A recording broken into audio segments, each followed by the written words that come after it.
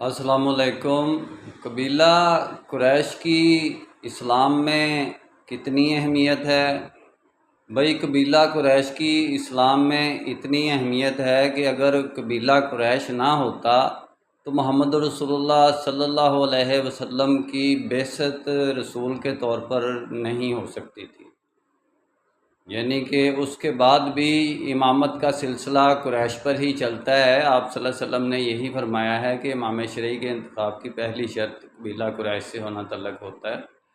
تو یہ ہے قبیلہ قریش کی اہمیت۔ قبیلہ قریش ہی سردار قبیلہ ہے، اس کو ہی سید کہتے ہیں، لیکن اپنے آپ کو سید کہنے کا آپ قبیلہ قریش کے اندر کوئی رواج نہیں ہے۔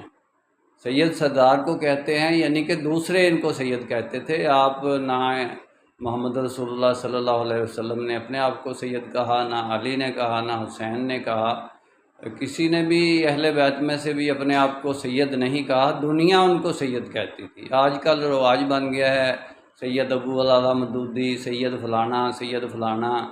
تو یہ اسلام میں اس کی اجازت نہیں ہے کہ اپنے آپ کو بندہ خود سید کہے، اور نہ ہی سید کوئی نسل کا نام ہے کسی کا۔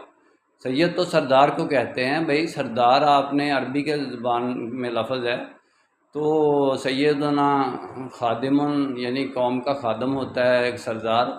تو سیدنا بلال بھی ہم کہتے ہیں، تو عزت سے، ایک تکریم سے ہم کسی کو بھی یہ تخلص دے سکتے ہیں سید کا، لیکن قریش کا نہیں دے سکتے۔ قبیلہ قریش کا یعنی کہ خصوصی ایک قبیلے سے تعلق ہے۔ سید کا قبیلہ قریش سے لازمی ہونا ضروری نہیں ہے، یعنی قریش سید کو قریشی ہونا ضروری ہے، قریشی کو سید ہونا کہلانا ضروری نہیں ہے اپنے آپ کو۔ یعنی کہ سید قریشی کا محتاج ہے، قریشی سید کا محتاج نہیں ہے۔